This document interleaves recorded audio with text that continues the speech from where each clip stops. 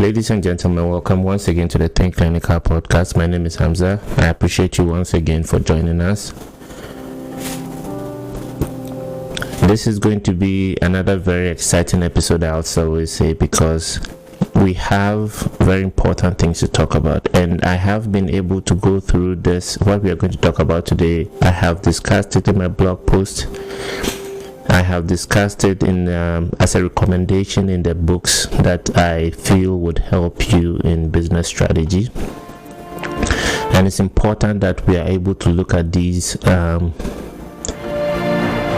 principles and be able to use them and apply them in healthcare. So the book I recommended the last time was the Lean Principles.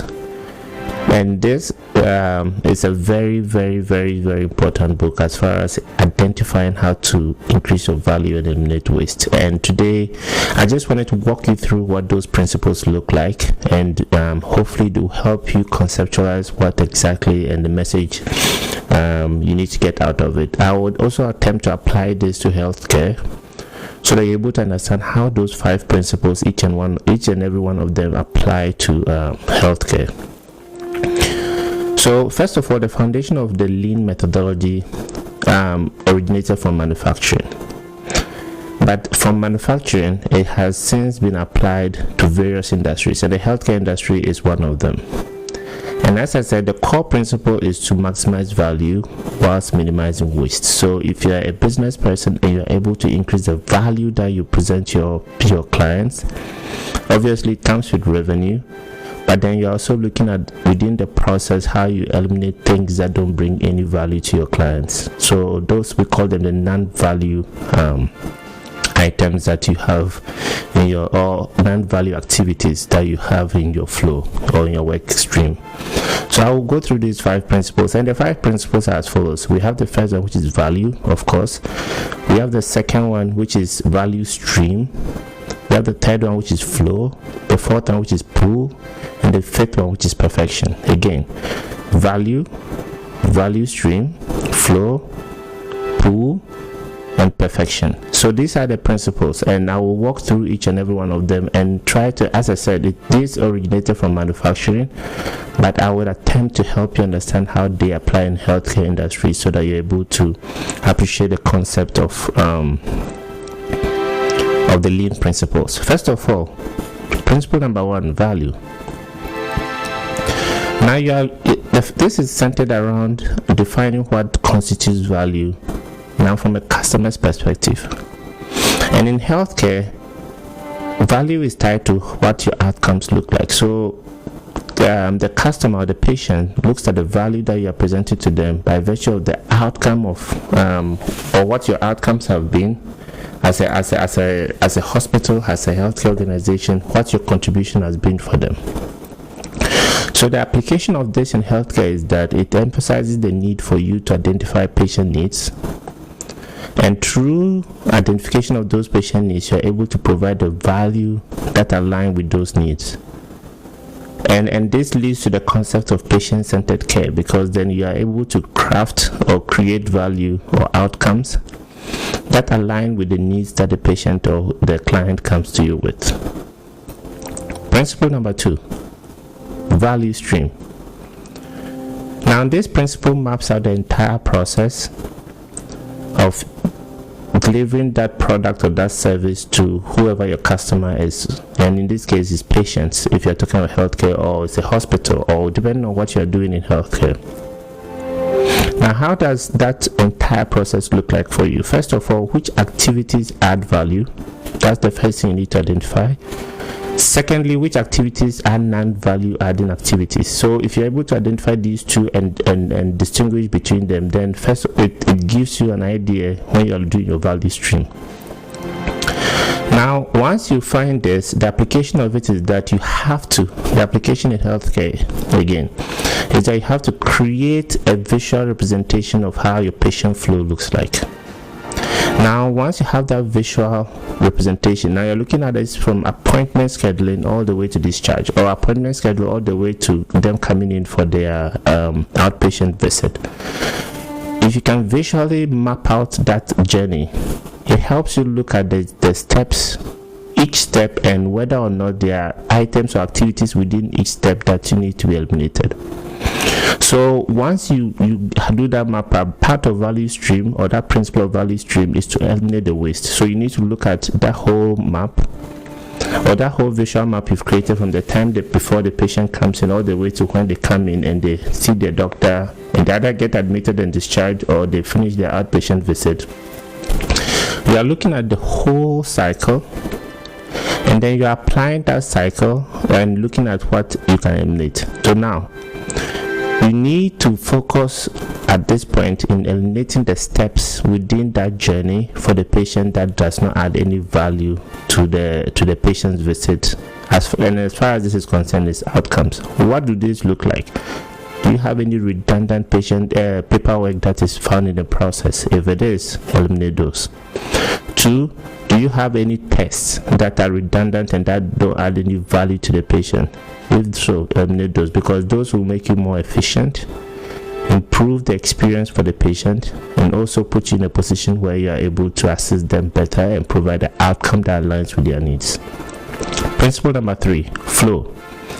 Now the flow principle emphasizes ensuring that the processes are designed so that the value adding starts. So you've eliminated the non-value adding activities, and then the flow enables you to be able to now put back. It's almost like cutting out what is not important and trying to reconnect all the items you feel are important. So the flow stage helps you to be able to look at those value adding activities and aligning them such that, or designing them such that they occur in a smooth, continuous manner without any interruptions. So it's not enough for you to just go on and then eliminate stuff without ensuring that what you feel add value to the patient's visit. If they do not flow in a continuous manner, in a smooth manner, then you're causing more problems than you should be. So don't just go removing non-value activities, but ensure that you're able to create a flow with what you feel are the value-adding activities to make them smooth. Now, how does this apply?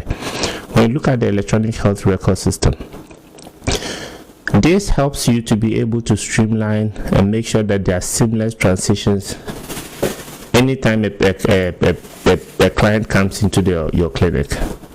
So you're able to take them from each stage of care, from the time they are before they come in, getting all their insurances and everything verified, bringing them in, having them complete new patient paperwork, sometimes before they even come to the clinic, getting to the clinic maybe 5 or 10 minutes before their time, seeing their doctor.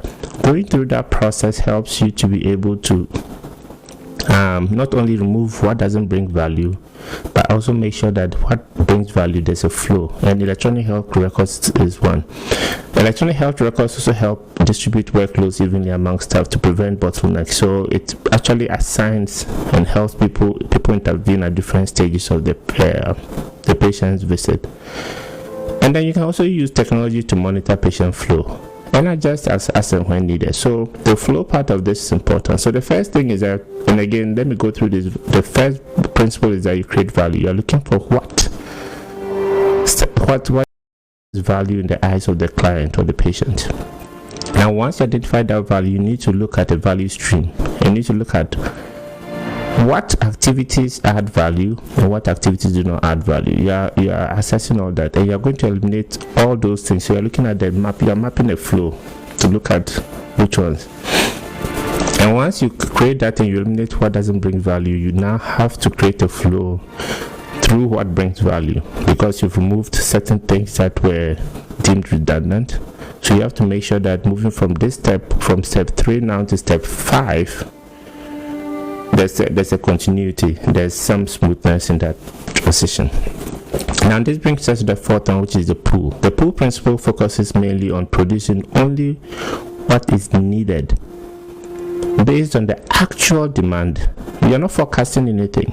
It's based on the actual demand. So you are providing just what is needed based on the actual demand. You are not in that state going to focus anything. So first of all, if you implement scheduling systems that respond to activity of patient demand or reducing overcapacity, or wait times. These are things that, so when you have a scheduling system, it tells you who is coming in, it tells you what their needs are.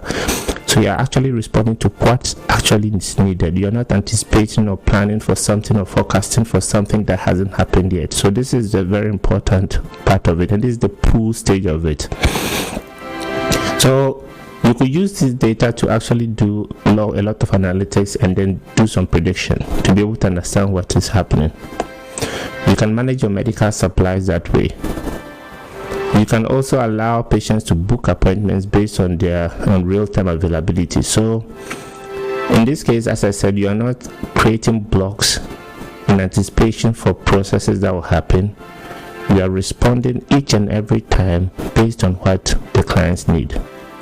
I'll put all this together at the end. The fifth one is perfection, and this encourages a culture of continuous improvement. After doing all this, you just don't say, I took out all these things, I have this new process, blah blah blah, this is what is going to happen. If we do not put in measures to improve this process continuously, then you are going to have a problem. You need to keep doing it, and you will realize that some of the activities that you deemed as value activities may not really be value-based activities. So you need to keep doing that, and that's the perfection stage of it. Now we all, and I'm not sure how many of you have heard this, but we have what we call the Kaizen culture, which fosters continuous improvement. You invest in ongoing training. You need to get more feedback loops. Find out how those processes you eliminated, what you added, how are they adding value to everything that you're doing. So how and what are the benefits of just applying the lean theory? First of all, you will enhance patient outcomes, because not only are you focusing on the value that you're giving them, you're also improving and and responding to actual needs, not focusing the needs of whoever is coming in. Secondly, you increase efficiency, and that's one of the biggest outcomes that you get from using the lean principle. The third one is employee engagement. You are going to get way more engaged as an employee you're going to get more engaged employees when you use principle, because they're able to focus on what exactly brings value, and they're able to see the outcomes. So it helps them stay engaged with their clients. Fourth, you're able to use your resources way better and efficiently. And then the fifth one is competitive advantage. So you are able to you have a competitive advantage over your